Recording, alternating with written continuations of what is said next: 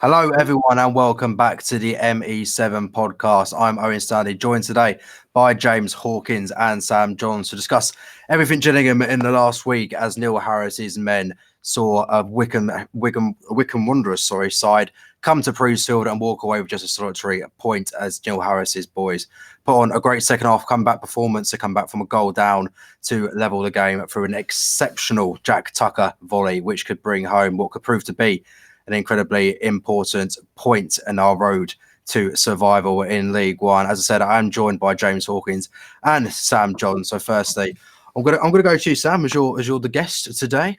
That obviously could prove to be a very important point for the Gills. Obviously, it looked through certain times in the second half with results not going our way and us being behind it. It could be one of those weekends you look back on and think, if only we managed to nick something. But as it turned out, we did nick something, and as has been the pattern in the last month, results did seem to go for us again. So overall, a pretty decent afternoon for the Gills.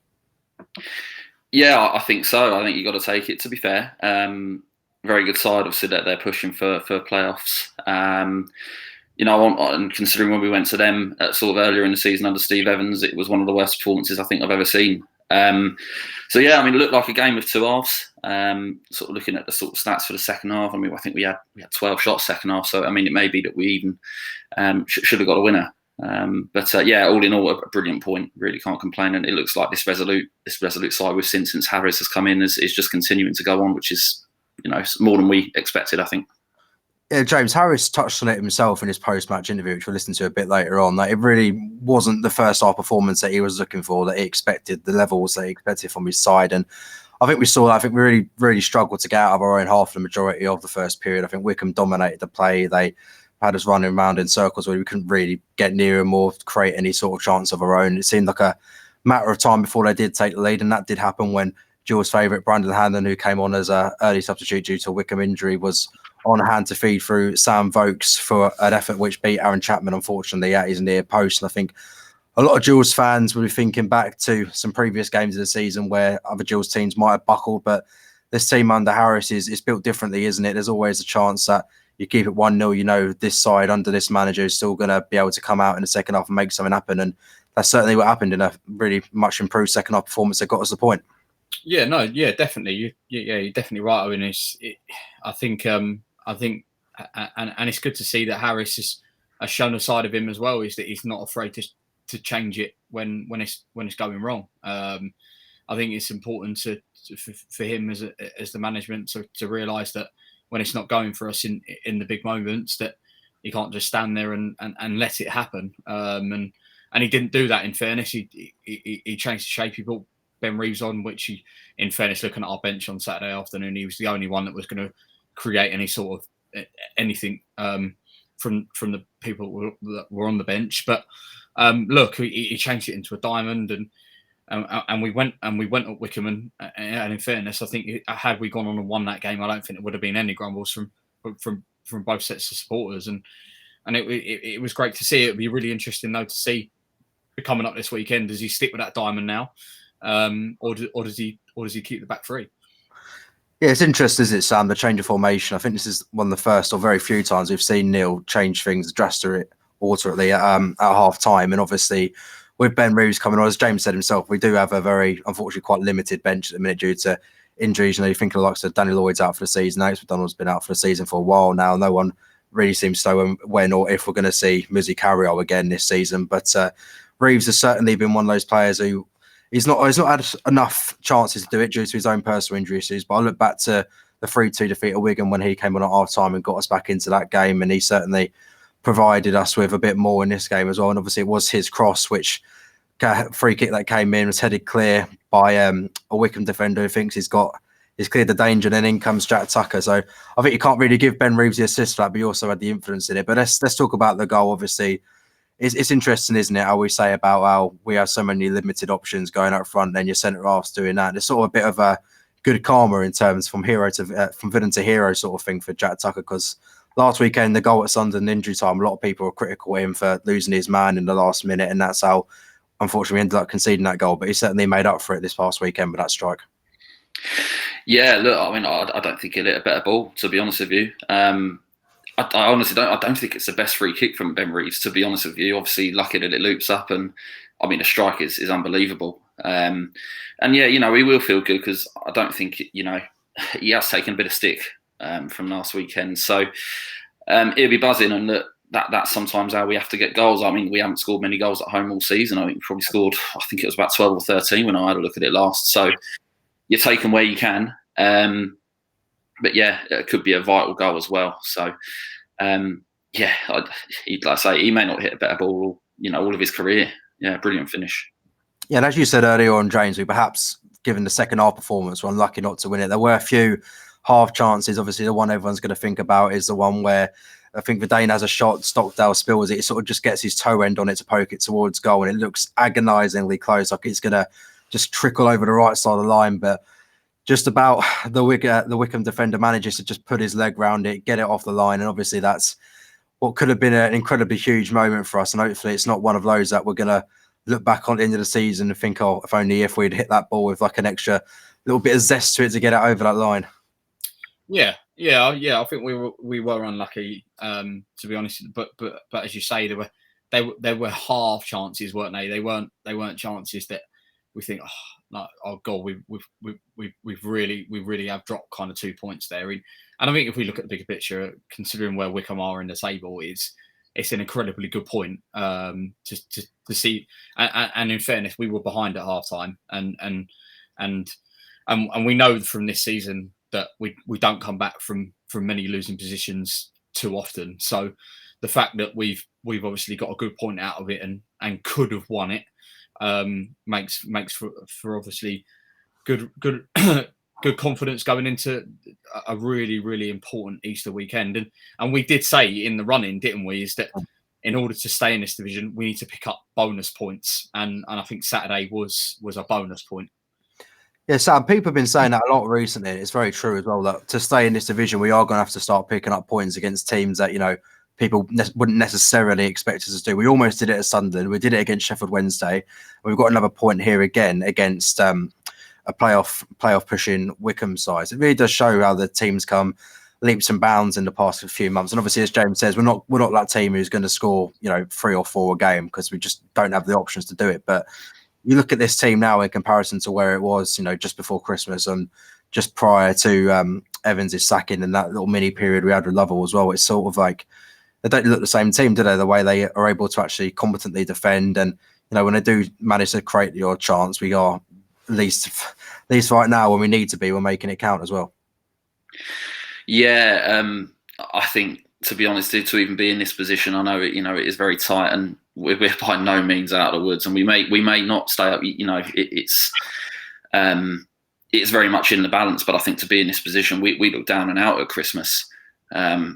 Whatever Harris has done, he's obviously gone to that back five, which has looked, very good, and it's solidified us a lot. But yeah, I think we'd all take this position at the moment, and it's good to see a bit more confidence in the players. That they look, some of the games I see at the start of the season and sort of midway through, actually Cheltenham up here was one of the worst performances, and even in terms of confidence, they look shot. So, like I say, to be in this position and for them to play the way they are, quality wise, we're not brilliant quality wise going forwards. We know that, but picking up points here and there against some of the better teams, yeah, it's brilliant to see. Brilliant to see.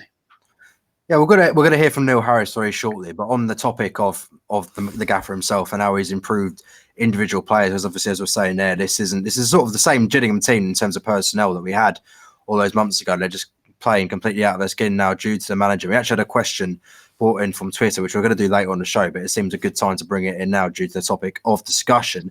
And this is from Jules Mod, and he wants us to talk about or discuss Harris's impact in terms of players, game management, and how he's able to bring players who perhaps weren't having the greatest season. The first one that comes to my mind, and I was very critical to him in the first half of the season, but I think David Atonda is someone who I had absolutely no faith in personally, but since Harris has come in, he's a lot more competent as a defender. And I just wanted to ask you first, James, and we'll head on to to Sam, who can put in his penny in for it as well. But what would you put down to Harris's ability to make these players improve themselves in sort of the game management sense?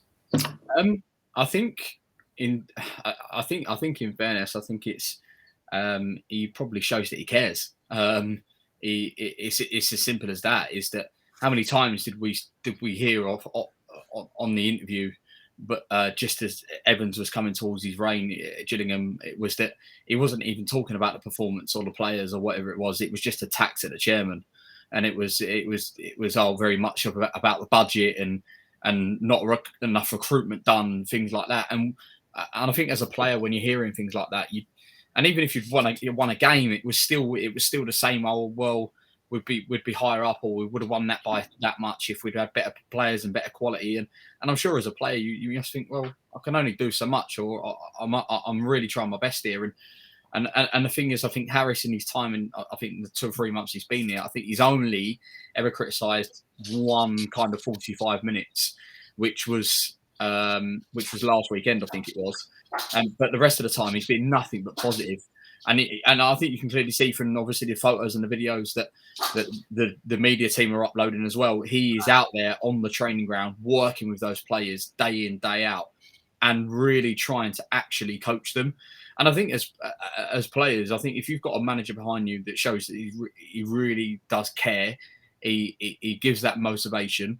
It rubs off on you, and you look at him on the touchline as well. He's energetic. He wants to get involved. He head and kicks every single ball. He gets involved with the supporters and things like that. When you've got a manager like that, then it rubs off on you. And I think the whole kind of aura of him and his management staff has rubbed off on the players. And I think they are fighting for their contracts now. They want to be able to stay at this football club now. I think if Evans was in charge, I don't think they would have even cared about being at the football club next season. I don't think they would have even bothered. I think now they want to play for Neil Harris. And I think that is the difference, is that they want next season, regardless of what league they're in, I think they want to play for Neil Harris. And that is the difference. I think he's given that sort of confidence and reassurance of he wants to make this football club people that are for a place to be. Yeah, Sam, as we said, it is very much the same personnel in terms of player that we had all them months back when we were getting terrible result. But with Neil Harris coming in, which players do you think personally have managed to flourish a lot more under his guidance? Yeah, I mean, I think it's hard to pinpoint one, and I haven't seen an awful lot of games in the second half of the season, but I think that the one you have mentioned is Tutonda, and I think he looked lost first half of the season. He didn't even look like he knew how to play left back at the first half of the season. And I think you probably say the same for a lot of the back five in general. I think Masterson's been really good since he's come in. And I think that leadership with, I guess, Amer and they all do look a lot more, like you say, a lot more well-drilled, James. And look like they know what they're doing and what sort of game plan they've got, week to week. And I do. I would probably say the back five, if I'm honest. Probably not one single player, but I would imagine if you look at the goals conceded from the first half to the second half of the season, there's probably a massive difference, and that is all down to one man, and that's Neil Harris. Yeah. Right, you just listened to us sing his praises. Let's hear from the man himself. This is Neil Harris after Gillingham's 1-1 draw this past Saturday against Wycombe Wanderers.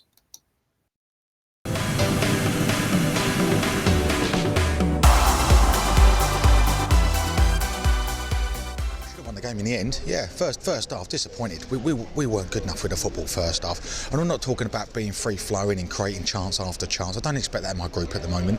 But the decision making on the ball, we got to be better. Swinging feet at it rather than getting the ball down and making a pass. I made a change tactically at half time. No slight on Conor Marston coming off at all. I had to choose one of the three centre halves, and I could have picked any of them. The three of them I don't think were good enough in the first half. I picked Conor just felt physically, maybe airily, we had to stand up to him a little bit, and I wanted to change shape and play the diamond second half to try and get after the ball a bit more, and we were so much better. Get another attacking player on the pitch was important to try and get Reeves a bit higher up and use his quality, and we got back on level terms, and then we could have gone and had more. Was one over the line? I'm not sure. The referee only gives what he sees, or linesman gives what he sees. Did we not get a decision from the referee on the linesman in that instance? Did that surprise anyone in the stadium? I don't think we got a decision all game. So, I'm disappointed that we didn't win the game, but I'm delighted with the group for the spirit and determination and the way we played second half.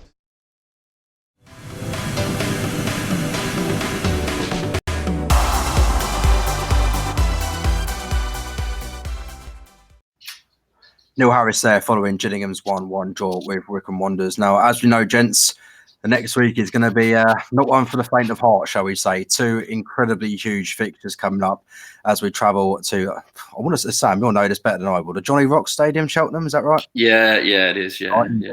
And then we obviously host Fleetwood Town in a must-win crunch game at Priestfield. A lot of people are looking forward to Manchester City, Liverpool. I think you'll find Gillingham Fleetwood is the game to be watching in this next week or so. Now, Sam, I'll come to you first. Obviously, as people might not know, you are very local to Cheltenham, and obviously it's going to be a game that you're going to be going to, and it's one that I think it'll be the 5th time we've played them this season in all competitions, if I'm not wrong. But it's definitely one of them where you look at it on paper and think Cheltenham, they should be, as people like to say, on the beach, if you like.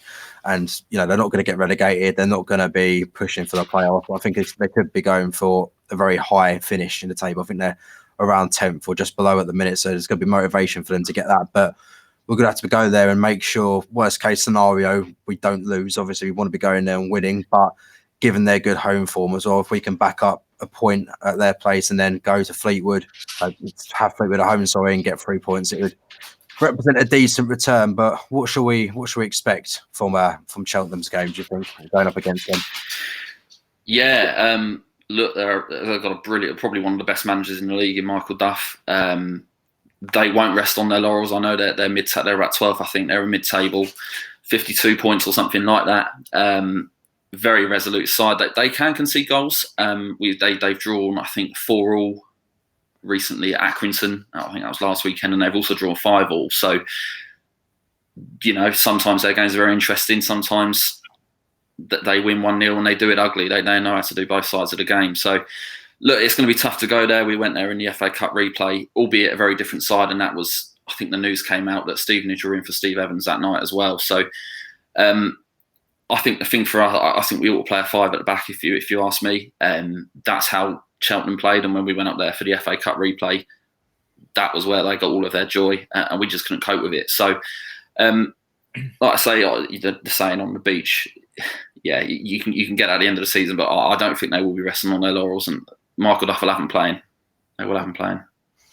So, James, in terms of the Fleetwood game, it's one of them, isn't it? It really is. It isn't a case of we can try and get a point. A point would be a decent result, and then just see what happens. I think the worst case scenario for us this past weekend would have been in a position where we might be looking at being 3 or more points behind Fleetwood before that game, because then that them, in their opinion anyway, might make that game more of a must not lose and a must win. But now, given the way it's going, I mean, for all we know, one of us could be 3 points ahead of the other come that game on Monday. We don't know yet, but it really is a situation where it looks as though it could well end up being loser gets relegated to League Two, doesn't it? It's win or bust. Yeah, it is. It is the biggest game of our season, and probably the biggest game in a few years. In fairness, I think it is a massive game. I think the fact is as well is that it also determines on what type of player Neil Harris can recruit in the summer, because I think if we lose on Monday, I think we are in big trouble. I think we are in big trouble if we lose on Monday, because Fleetwood are a team we have to beat, because they are the team, or one of the teams, that is in that race to get out of it. And the thing is as well, if we lose that game, what is it going to do for the confidence of the boys? I think the fact is that if we go and win on Monday, we will take a massive amount of confidence into the last 2 games against Portsmouth and Rotherham. If we lose on Monday, are we then thinking in the back of our mind, well, we've just been beaten by a team around us. We've now got 2 sides that are in the top 7 in the league. We're in trouble here. So it's all sort of things that we have to consider. But I think this is where Neil Harris is going to come into his own. He is so experienced when it comes to these sort of things. What he did at Millwall was absolutely incredible. They still absolutely adore him at the Den. And I think this weekend is a big weekend, not just in the season, but I think this is a big weekend in a number of years for Gillingham Football Club. It's a massive weekend, because I don't think as a football club we can afford to be relegated to League Two. I really, really don't. No, and on that topic we were talking about earlier in terms of Neil changing formation mid-game, I'm going to bring a Twitter question we had into this. It comes from GFC Kingslow, and he says, in our opinion, should we start with a back four or keep with the back five in our remaining games? And in a sense, actually contributes to this question as well from James Clean, who says, is it worth us going more attacking when we visit Cheltenham, or perhaps more conservative in the hope that, if we don't lose the game, we can then have something to build on for the game against Fleetwood? Yeah, I think certainly for Cheltenham it needs to be a 5. Like I say, I think we went with a 4. Like I say, in the FA Cup replay, and they absolutely hammered us down the sides. We didn't know what to do. We couldn't defend it again, albeit a very different side and a much less confident Gillingham side. But I think that's the way we need to go, and I think, like we've shown, he's not afraid to change it if he needs to. So I think he will do that if he does feel like it's not working. But I think certainly start with the 5 on Friday. What we do from there, I don't know. But again, I would probably stick with the 5 personally, because we've seen that's what's worked and that's what's kept us very sound defensively. But again, like I say, if he does need to change it, he will, and that's quite comforting in that sense, I think. Yeah, Jay, it's very, very helpful to know that we can perhaps start with a 5 and then go to a 4 if we're chasing a lead, or perhaps start with a 4 and then if we want to be more conservative and hold on to a lead, we can go back into that 5. So it certainly gives us options. But for you, in your opinion, what would you be looking to go for if you were Neil Harris in his last few games? It's difficult, isn't it? Because we've shown for 45 minutes against the top 7 side that we can go to a 4 and be more than competitive. But this, sometimes in risky situations, with a lot to ride on, maybe it is the better the devil you know. And under him, we've been incredible in that back 5. For 94 minutes at the Stadium of Light, we nearly had a point with the back 5. So it is a catch-22, isn't it? It's really, really, really difficult. I didn't see the Cheltenham game at their place. Sam is of the better opinion of me. And obviously, if Sam has said that we got torn to shreds with the back 4, with the same set of players, I know they're playing with a bit more confidence now, but that still doesn't suggest that it's a Cheltenham side are going to come at you from confidence with 2 flying wingers down the side. You can have any manager and fullbacks you want in the world. So I think it's going to be difficult. I think the back 5, and I think if he needs to change it, then maybe change it in the game and go for something else and something different. Sam's dog is very clearly excited. Yes, my dog is buzzing for the rest of the season. Yeah. But just to round off today, gents, if we don't want to think too far ahead because there's so many different scenarios it could go into. Like, I think it could well go down to the last day. It could well be that we go on a miraculous run of form and and everyone's happy place in their mind. We just win our final 4 games and it's done, like it's nothing. But we know as a Gillingham fan, it's never going to be that easy. But if we were to get, say, a minimum of 4 points from these next 2 games, again, we've got two on paper very difficult fixtures come after that. Portsmouth for another one who don't have anything to play for, but Rotherham are going to be one who look to be at this moment in time potentially pushing for top 2, if not hopefully already there. So I've less more for him to worry about. But just how big of a boost would it be for Harris and the players if we were to able to get 2 really positive results over this Easter weekend? I think it'll be everything, won't it? I think it will make or break us. I think looking at the running ours is probably the most difficult, I would say, of the 3 of us. I know Fleetwood have still got that extra game in hand, but they're pretty much playing every 3 or 4 days now. So how much of a toll that will take on them, I don't know. I know Morecambe, I think, I've got Sunderland and MK Dons sort of the last 2 games of the season. So, but for us, it's everything. I think if we can, I would probably say we would need to beat Fleetwood and probably not lose at Cheltenham. If we can do that, look, we've got a great chance. I think we've got a brilliant chance. And the better the result for ourselves, I think the more positive the players will go, and they'll go into Rotherham and they won't fear. Again, I think that's a lot of that due to Harris, really. Yeah, and James, just to finish us off for tonight. We don't usually do this on this show, but I'm gonna ask both of you just for the score prediction for both of the games. I know it's very easy to say now when we obviously don't know. Our predictions may be altered considering what happens on Friday, but just a shot in the dark from both of you. What are you thinking? I think a 1-1 draw on Friday. I think we'll get a draw at Cheltenham, and I think we will beat Fleetwood.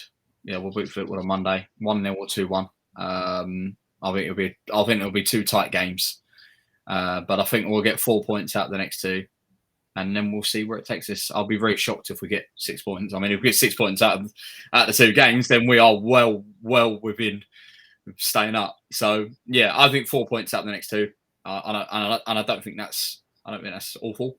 Sam, you going to jump?